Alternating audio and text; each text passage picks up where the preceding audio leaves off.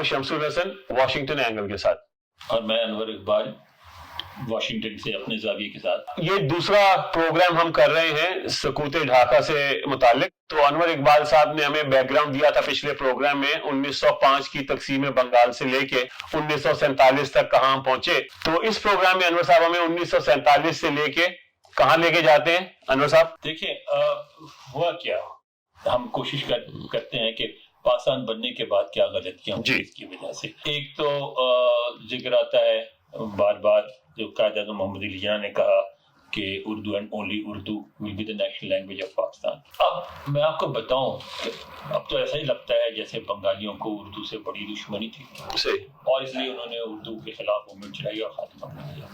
ایسی بات نہیں تھی۔ مجھے اپنا بچپن یاد ہے کہ اردو کے اخبارات ہمارے یہاں گھر پہ ڈان آتا تھا اور جنگ آتا تھا۔ جنگ اخبار کو ردی والے کو بیچنا مشکل ہوتا تھا۔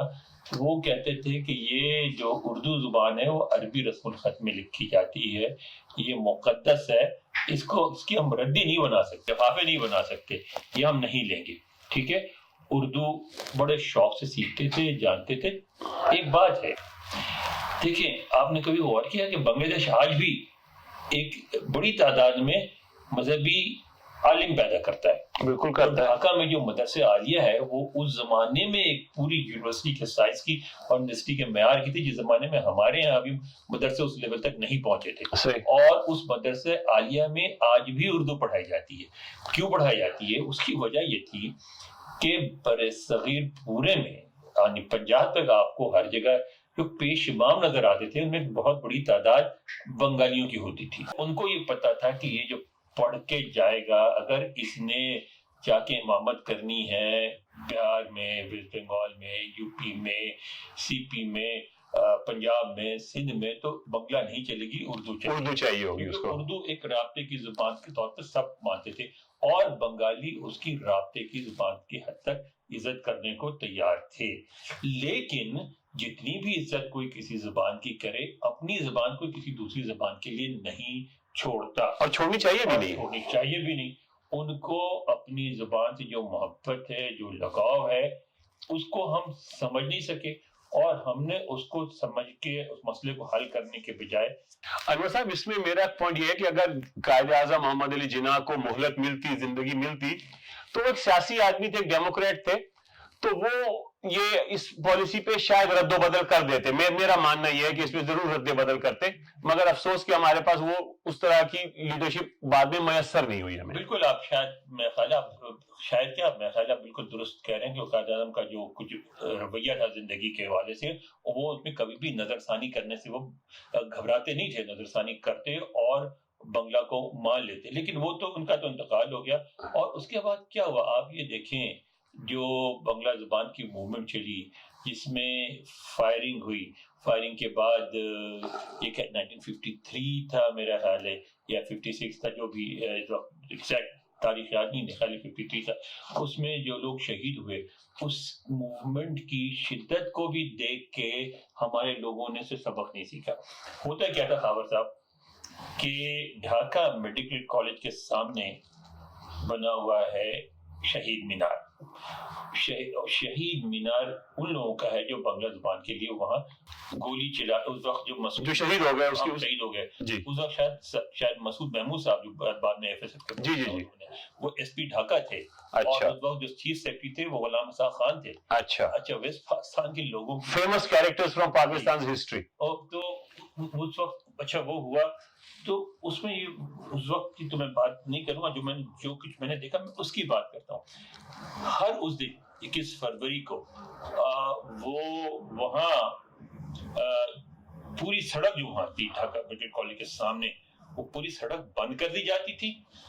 وہاں ہر انسان، اس میں بنگالی ہو یا غیر بنگالی، اس کو مجبور کیا جاتا تھا، اور بنگالی اپنی محبت سے جاتے تھے اور دوسرے لوگ جو سمجھدار لوگ تھے وہ بھی محبت سے جاتے تھے، جو محبت سے نہیں جاتے تھے وہ بھی مجبور ہوتے تھے، اور وہ پیدل چلتے تھے، وہاں کوئی سواری نہیں جا سکتی تھی، کوئی جوتے پہن کے نہیں جا سکتا تھا، جوتے اتار کے پیدل جاتے تھے۔ اور وہاں جو طالبات تھیں مختلف کالج اور یونیورسٹیز کی، وہ لڑکیاں دودھ سے ان سیڑھیوں کو دھوتی تھیں جن پہ وہ شہید ہوئے تھے.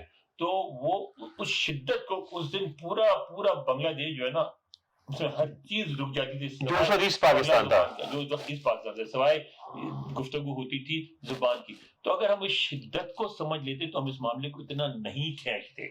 ایک دوسری بات یہ ہوئی کہ ہم ایک آپ کو چھوٹی سی مثال دیتا ہوں کہ جو ہمارے یہاں سے جو لوگ اچھی نیت بھی لے کے جاتے تھے وہ بھی بے وقوفیاں کرتے تھے.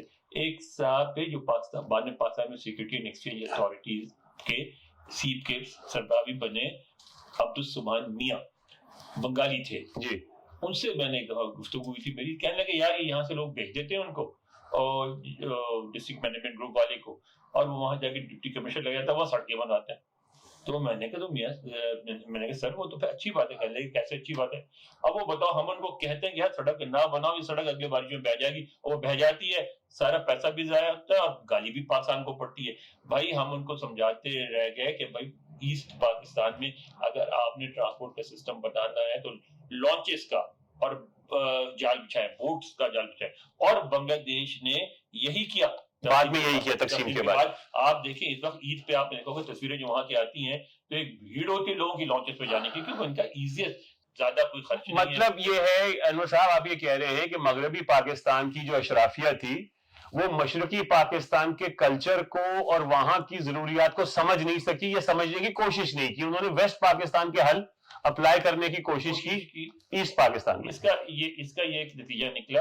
دوسرا یہ ہوا جناب کہ جو وہاں جو خود مشرقی پاکستان میں جو لوگ نکل رہے تھے, جو سامنے آ رہے تھے, وہ کون تھے؟ کیوں مغربی پاکستان کے لوگ ان کی قدر نہیں کرتے؟ کہ اس کی وجہ یہ تھی کہ مشرقی پاکستان میں سوائے چند کو چھوڑ کے سارے زیادہ تر ذمہ دار تقریباً سارے کے سارے ہندو تھے جو 47 کو میں چلے گئے چھوڑ کے جی. اور یعنی اتنے بڑے ذمہ دار تھے. ایک تو ہمارے یہاں نا ایک کنسپٹ جو بنگال میں قحط آیا اس کا اب ساری دنیا مانتی ہے کہ چرچل کی وجہ سے آیا, ٹھیک ہے نا, کہ اس نے سارا اناج جو تھا وہ اپنی جنگ عظیم کے, ہمارے یہاں تک آیا تھا بھوکا بنگالی.